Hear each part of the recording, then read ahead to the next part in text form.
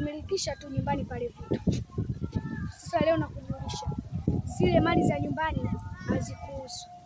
We vipi we? Hizo mali za nyumbani unazosema hazinihusu kwa sababu gani? Yule babako mimi mjomba wangu, kwa hiyo zile mali zinanihusu. Umenisikia? Afu yule babako mama yangu kaka, umenisikia? Sasa tutaona kati ya mimi na wewe nani mwenye zile mali. Mimi nahusika kwenye zile mali na wewe ndo utatoka kwenye zile mali. Tutaona nani atatoka. Ndio wewe hapo ndo utatoka. Tu ndo utatoka, tutaona. Mimi wewe mtoto nitakuuliza. Nini tena hapo? Mlikuwa mnaelekea wapi? Mbona mmekuja kugombania hapa barabarani? Kuna nini kinaendelea? Si huyo mwanao? So mwanangu, wewe pia ni mwanangu. Kwa sababu mimi ni mjomba wako.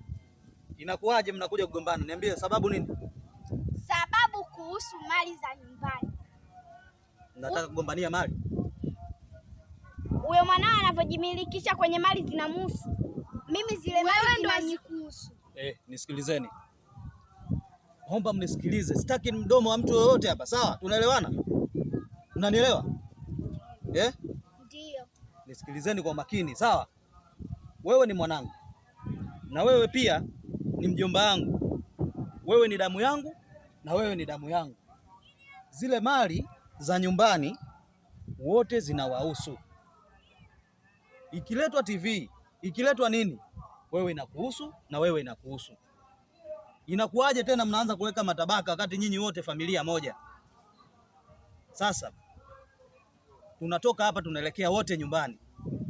Na hili swala lazima nimpigie simu dada yangu aje tuje kuliongelea kwa kina, kwa sababu kama leo hii watoto wadogo mnaanza kuleta matabaka, mwisho wa siku mtatugombanisha hadi sisi wazazi. Sijui mmenielewa vizuri? Mnanielewa vizuri? Haya, tuelekee nyumbani wote.